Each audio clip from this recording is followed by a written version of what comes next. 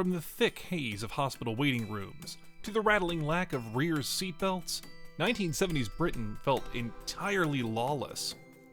These are things that were normal in the 1970s UK but are now illegal. But today, half of it would land you in a cell. Smoking everywhere. The Great British Smog. If you walked into a British shop or a bus in the 70s, you were basically breathing through a thick gray blanket of tobacco. It wasn't only a pub thing, it was an everywhere thing. You'd jump on the top deck of a bus and the air would be so thick with smoke you'd struggle to see the no spitting sign at the front. Even the local hospital wasn't a safe zone.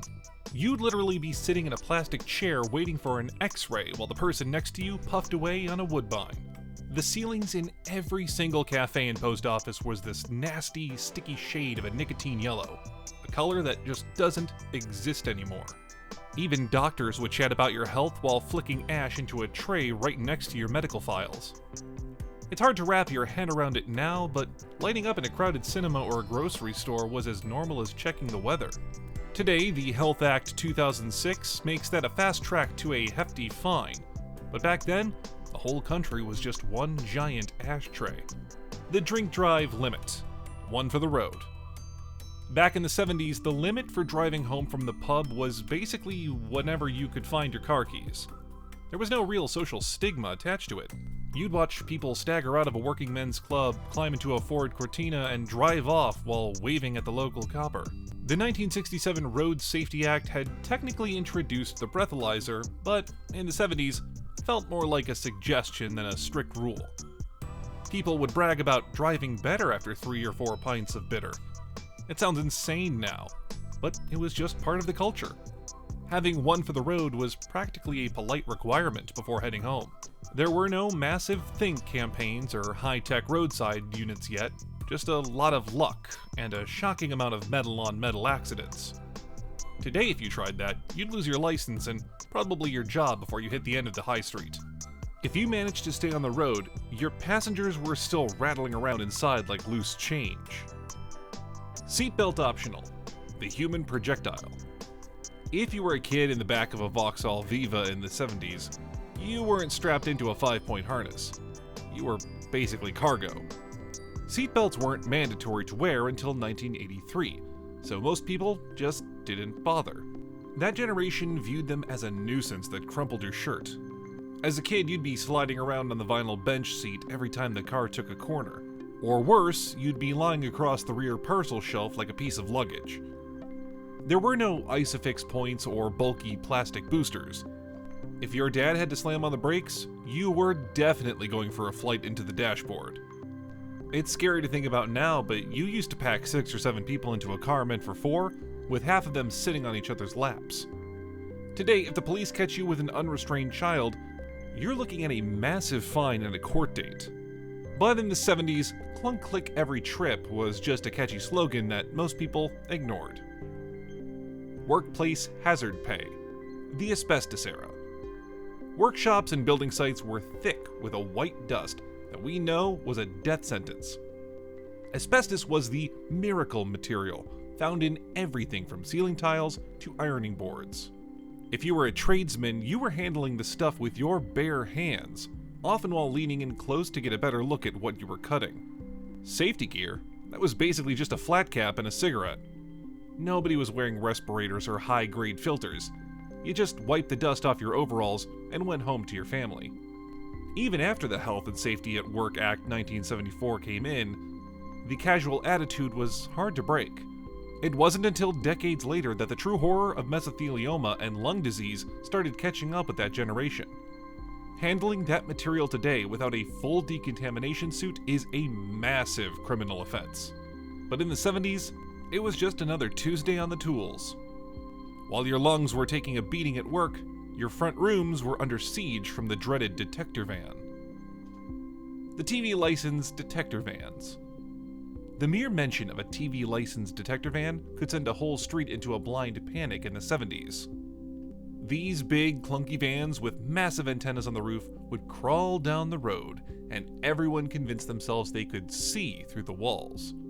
It was a national obsession.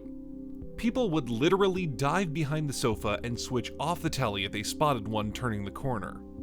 Even though the technology was mostly just a basic radio receiver, the BBC marketing made it seem like they had CIA-level surveillance.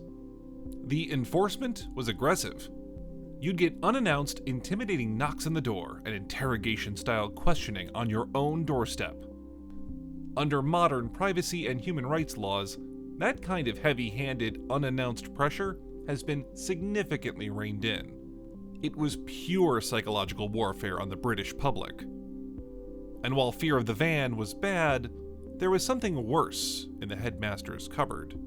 If this reminds you of the good old days, hit subscribe and like the video. It helps us keep these memories alive. Corporal punishment, the school cane. In the 70s, assault was just a standard part of the school curriculum. If you played up in class or forgot your homework, you weren't given a timeout. You were sent to the headmaster's office to wait for the cane. Every kid knew that specific, agonizing dread of standing in the corridor, hearing the cupboard open, and the swish of the bamboo through the air. It wasn't just the cane either. The slipper or a heavy wooden ruler were common tools of the trade. Teachers had the legal right to physically strike you, and most of the time, if you complained to your parents, you'd get another slap for upsetting the teacher. It was state-sanctioned violence that left kids with welted hands and bruised backsides. This wasn't outlawed in state schools until 1986, ending a brutal era where the threat of physical pain was the primary way to keep a classroom in order. Unregulated adventure playgrounds. If you took a modern health and safety inspector back to a 1970s playground, they'd probably have a heart attack on the spot. There was no rubber mulch or soft-touch plastic.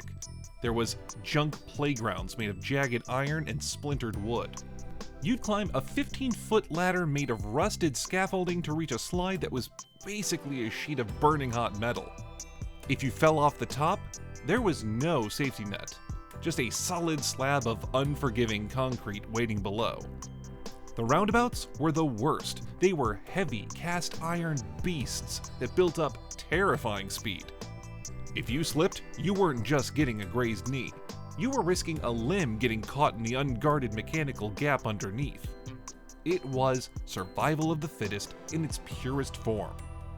Modern ROSPA guidelines would shut these places down in 10 minutes today.